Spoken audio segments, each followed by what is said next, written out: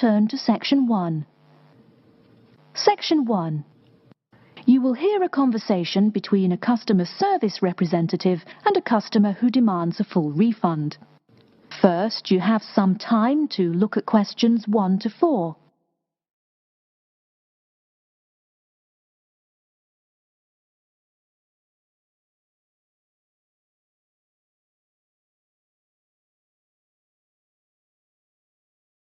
Listen carefully and answer questions 1 to 4. Hello and welcome to Under Pressure Enterprises Customer Service Department. This is Kelly. How may I help you? Yes, I'm calling about one of your rice cookers I just purchased. What seems to be the problem, sir? Seems? There's no seeming about it. The blasted thing shoots hot steam all over the place, that's what. It nearly scalded my hand when I went to open it. Why, it could have killed the cat or something. It could have exploded and killed my wife and me. Sir, please calm down. As long as the steam escapes the cooker, it won't explode. So you're telling me there's no problem? Are you calling me a liar? Sir, no one is calling you a liar. Yes, so I demand a full refund. Under Pressure will be happy to refund your money, sir. Now, I just need some basic information. Okay. Sorry, I do tend to get a little hot under the collar. My wife tells me to slow down. So, what do you need to know? Sir, don't worry. I just need to ask you the model number of the cooker. Where are my glasses? Here. Let's see. It's R242. R242. Okay. And how much did you pay for the product? £89.99. It was on sale. I guess I should tell you. Thank you. That's honest of you. Now, where did you buy the cooker? Which store and which branch? At that big Electric Life appliance store downtown. The city centre branch? That's the one. And you say the problem is that the steam escapes? Yes, it does. No problem, sir. If there's steam escaping, clearly the cooker is broken or defective. So we have an R242 cooker with an escaping steam problem. It was bought from Electric Life City Centre branch for $89.99. Is that correct?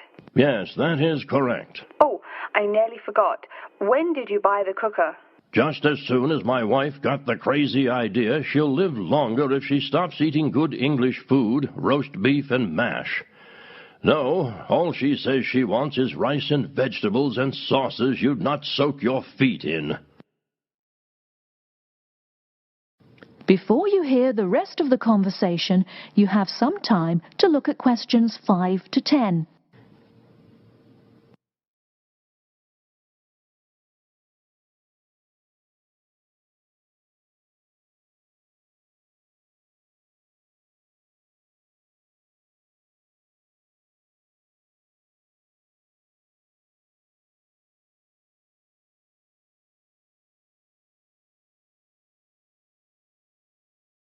Now listen and answer questions 5 to 10. Sir, when did you buy it? Oh, there I go again. Let's see. We bought it just 6 months ago. We hardly use it either. But 6 months? Is that too long? I mean, for the warranty? Very well. That's well within the warranty period. Now, what's your name and address? Name and address? What for? Sir, it is company policy. If you want your money, you must inform me. Money, you say? Oh, my name is Herbert Hewitt, and my address is 84 Park Road. Is that here in Coventry? Yes, the postal code is B0241DJ. But I don't think sending things in the mail is very secure or very efficient. I mean... Don't worry, Mr. Hewitt, don't worry. We can credit the money to your credit card. You do have one, don't you? Yes, that's how we paid for the cooker. Oh, yes. We still have the number on the computer. I only need to ask your card's expiry date. I'm afraid I never give that sort of information out. I mean, once you have that, anyone could go charging things and... Sir, I said your expiry date, not your card's password. Yes. Foolish me. Of course, you didn't say password. Let's see. That will be April 2008. April 2008. Very well. Your card still has nearly 2 months left to go. We'll get that refund right to you, probably by 5 o'clock this evening. You had better. If I don't get my money... Wait. Yes, I know I'm losing my temper again. I really am sorry. I haven't had my medicine today. And, sir, just one more question for our records. How often do you go shopping at the city centre branch? Oh, well, it's hard to say. I suppose maybe once a month. But I can tell you this. If I don't get my refund, I'll never shop there again. Oh, I think it's time to start looking for another job. That is the end of Section 1. You now have half a minute to check your answers. Section 2. You hear a talk by a counsellor from the University of New South Wales, who will introduce some useful facilities and services on the campus. First, you have some time to look at questions 11 to 15.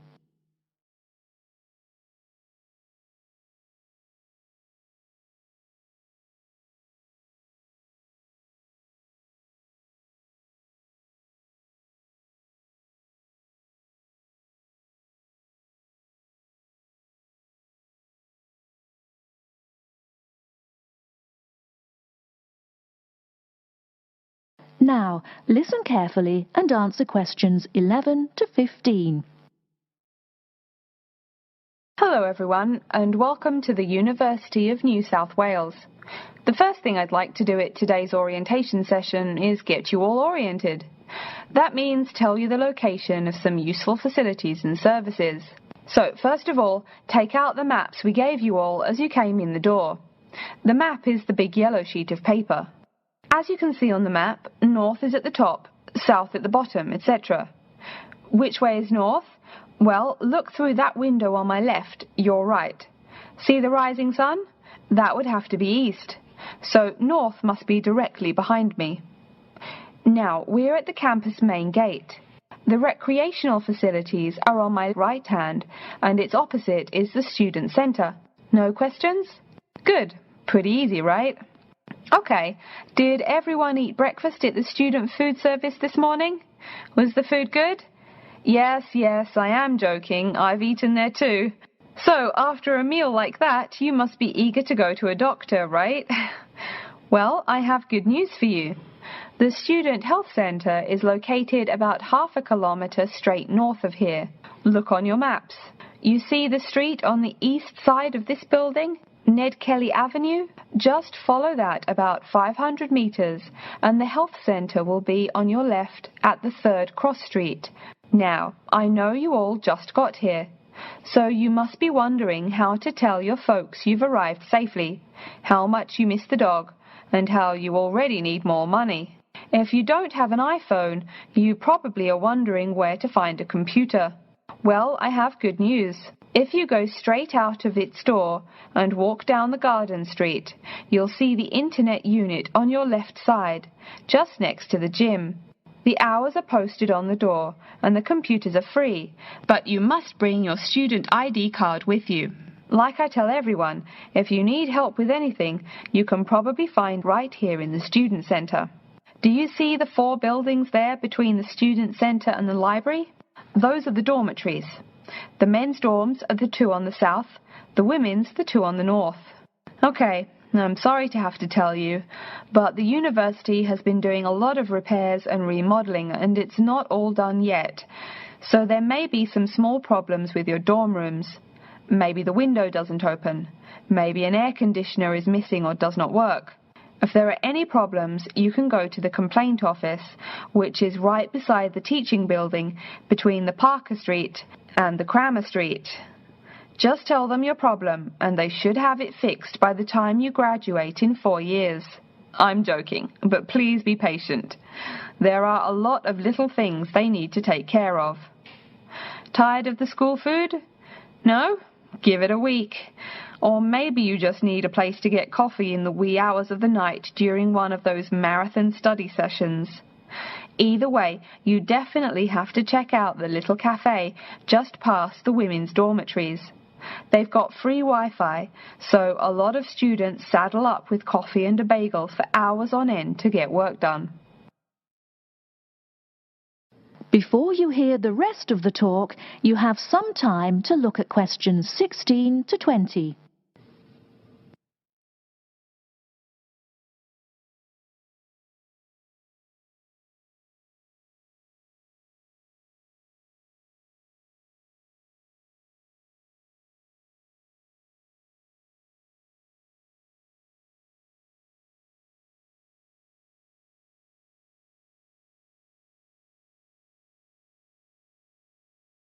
Now listen and answer questions 16 to 20.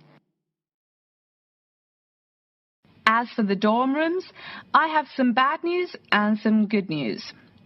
The bad news is the rooms are small and you'll probably be sharing space with at least 3 other students.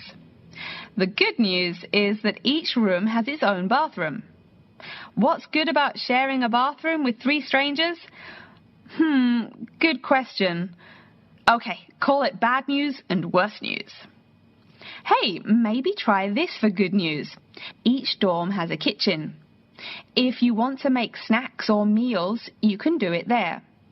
You can buy food containers at any campus convenience store, so you can store your food in the kitchen. But a word of warning, you should definitely write your name on your food containers. Sad to say, there are food thieves among your fellow students. Speaking of thieves, a word about security. I mean, this is Australia, and we do get drunken bushrangers wandering onto campus. Each of you will be given a key for your dorm room. Don't lose it. You have to pay for any replacement and fill out a bunch of papers too. Red tape, huh? Your key does not work for the front door of your dorm, however. To the right of each door, there's a keypad with numbers. When you move in, they will tell you the code you use to enter the door. Please do not tell the code to people who do not live in the dorm. Let's see. Have I forgotten anything? Oh yes, most of you are not rich, correct? So when your clothes get dirty, you can't just throw them away and buy new ones. That means you have to learn to do laundry. Or, men, that means you have to hurry up and get married. If you decide to wash those clothes and not get married, there are laundries in each dorm. Where? Oh, I almost forgot to tell you. The laundry for each dorm is in the basement. Some real good news this time if you're a student, it is free. You do have to buy your own soap, however. The laundry closes, by the by, at 11:30. And now that I've mentioned 11:30, please remember, the dorm doors are locked at 11:30 p.m. Your code will not work. If you want to get in, you'll have to call the night watchman. Don't worry, you can get that number at the dorm office. Yes, the dorm office and the complaint office are the same office. All right then. Before we continue, are there any questions? That is the end of section 2. You now have half a minute to check your answers. Now turn to section 3. Section 3. You will hear 2 students called Betty and Bruce talking to Professor Dundee about their own presentation. First, you have some time to look at questions 21 to 24.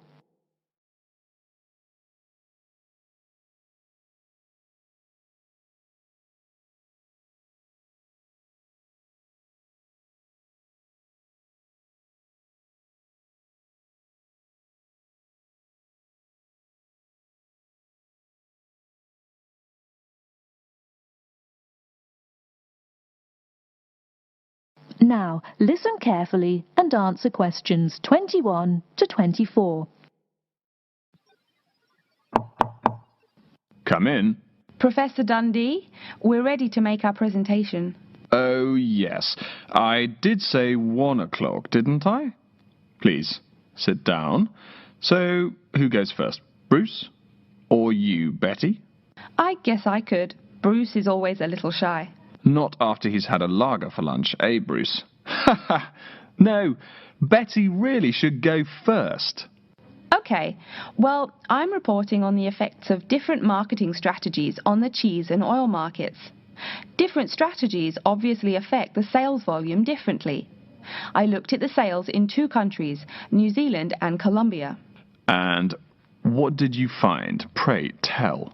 Well, in New Zealand, the sales of both oil and cheese have declined pretty steadily, and in fact, the sales have decreased more quickly than the population. On the other hand, in Colombia, the volume of sales for both products has remained the same. Wait, so you said sales in New Zealand have been going down? Correct. Suppliers have introduced 2 new upscale brands of each product, which are a bit expensive but very tasty. The big ad agencies are trying out a new series of ads that shift the focus from health to great taste. They think that will get sales moving up in New Zealand, where the population is less affluent and generally less health conscious. Brilliant. Thank you. And Bruce? Yeah. My report is about chocolate sales in Italy and Germany. The 2 countries' marketers have found out that you have to market chocolate differently in each country.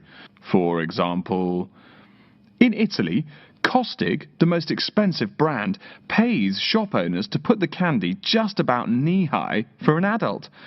I don't see. For little kids, that's about eye level. That bright red candy is the first one they see, so they buy it. Even better, they start telling their moms to buy it too. So, you mean... Well, I mean, in Italy, if you locate your product at the right location of shelves, sales do great. They say it doesn't matter much what brand of chocolate you're selling. As for Germany, das Land der Schokolade. Huh? That's German. It means the land of chocolate. Germans love the stuff, so people make a joke and call Germany that. Oh, right. So, you were saying? Well, like you pointed out, Germans love chocolate, but they're thrifty.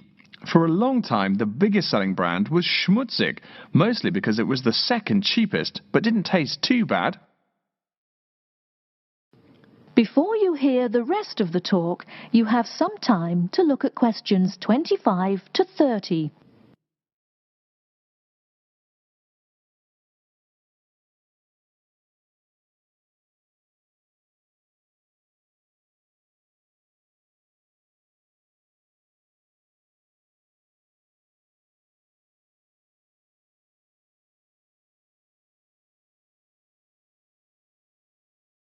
Now listen and answer questions 25 to 30.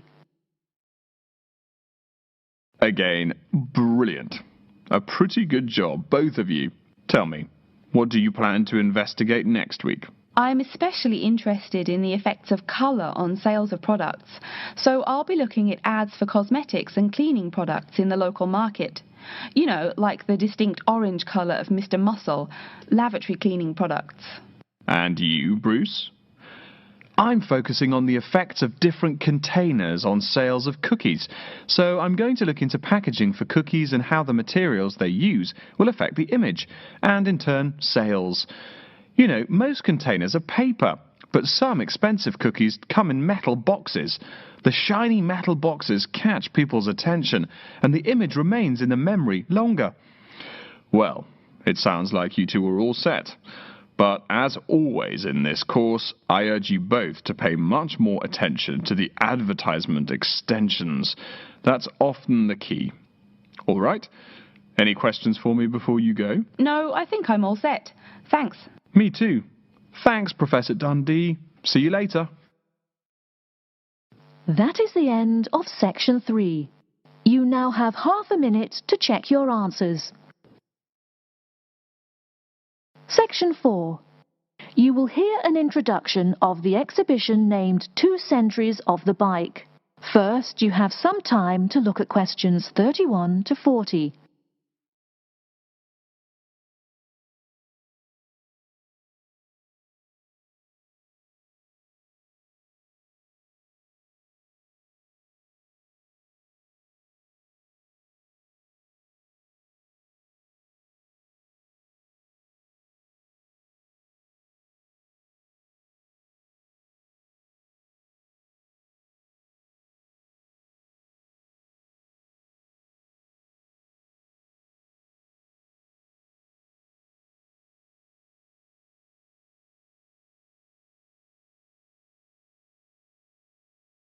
Now listen carefully and answer questions 31 to 40. Good afternoon, ladies and gentlemen. I'd like to take this opportunity to welcome you to our exhibition, 2 Centuries of the Bike. Let's stroll around the exhibition, shall we? Although there were a few early efforts back in the 1700s, you didn't really see many bikes till, say, the 1830s in England. Bikes were a response to the rapid growth of cities early in the 19th century. Cities like London were getting too big to walk across. The early bike let people travel with less effort than walking. Plus, a bike was a lot cheaper than a horse. Think of it. No one invented a bike for, 5,000 years of human history. Why did people do it then? Probably because this was the start of the machine age. People wanted machines to do all the work. There were some drawbacks, however. For one thing, there were no pedals. You simply pushed yourself along using your feet, kind of like today's skateboard. That meant you went fairly slow, and uphill you actually worked harder, pushing that two-wheeler. Plus, the wheels were made of wood, covered with metal, as you can see from this model. So the downside was that the ride was quite uncomfortable on most roads. Only a few gadget lovers had or used them. By the 1860s, though, improvements were being made. As you can see from this specimen, metal frames had become the rule. They are more durable than wood, and they don't warp in the rain. The biggest improvement, however, was the development of the chain and sprocket system. They are connected. This meant you did not push the bike. You used pedals, just like today. You had to try harder to balance, so it took some practice to figure out how to use the pedals. But it made the ride so much easier. As a result, the good thing was that you could ride a lot more smoothly and with very little effort. By the 1880s, another big change was the use of rubber wheels. These became pretty common at that time. Though the first ones were solid rubber, the ride was a good deal more comfortable than the old iron and wood system. This is a big consideration, because the faster you go, the more you feel every bump. Air-filled tyres, pneumatic tyres, didn't really come into use till around the year 1900, as you can see from this exhibition over here. That made the ride even more comfortable. So by 1890 or so, people were going a lot faster and a lot more smoothly. There was one problem when you were going quickly and comfortably. Oh no, how do I stop? Yes, we all laugh now, but for a long time the only way to stop was to drag your feet. That didn't work very well, and it would be dangerous if you were going fast. In the crowded cities of those years, New York, Chicago, and so on, you would get killed if you couldn't stop for, say, a streetcar. Plus, look at this bike. The front wheel is nearly 1 meter and 2/3 tall. They made them that way so you could see over people and wagons, but you couldn't drag your feet. This model is called a velocipede, a speed pedal. Another characteristic of the bike in this period is that it has 2 equal-sized wheels, which signalled a big change in bikes. For with the velocipede, brakes appeared. If you wanted to stop, you just pushed the pedal backwards.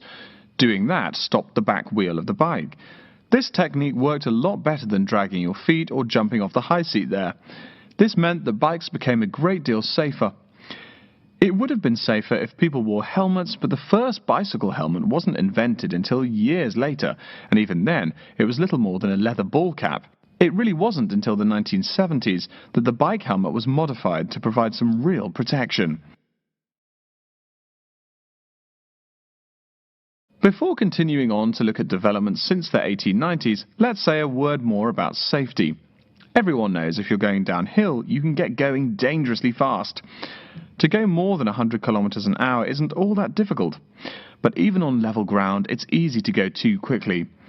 On a city street, today's bicycles can be ridden at a speed of over 40 miles an hour over a short distance. That's about 64 kilometers an hour. Remember, you're on a bike, not in a car. There's nothing to protect you. People are killed in single bicycle accidents every day, just from hitting the road. A good rule to remember is, if you're going faster than the cars, slow down. And please wear a helmet. Nearly 1/4 of the epilepsy cases come from head injuries in accidents on bikes and motorcycles. I don't mean to scare you, but safety is everyone's business. What? Now that's a good question. Why are today's bikes so much faster? Well, it's not just that today's athletes are faster. The answer is partly mechanical. If you look closely here at the back wheel, you'll see a number of gears.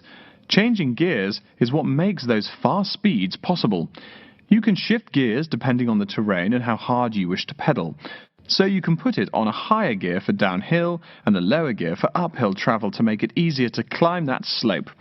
You'll notice this gear shifting mechanism is attached to the back wheel, and when the rider shifts on the handlebar gear shifter, the chain moves to the appropriate sprocket. And, speaking of changing gears, let's look over here at our Tour de France exhibit. That is the end of section 4. You now have half a minute to check your answers.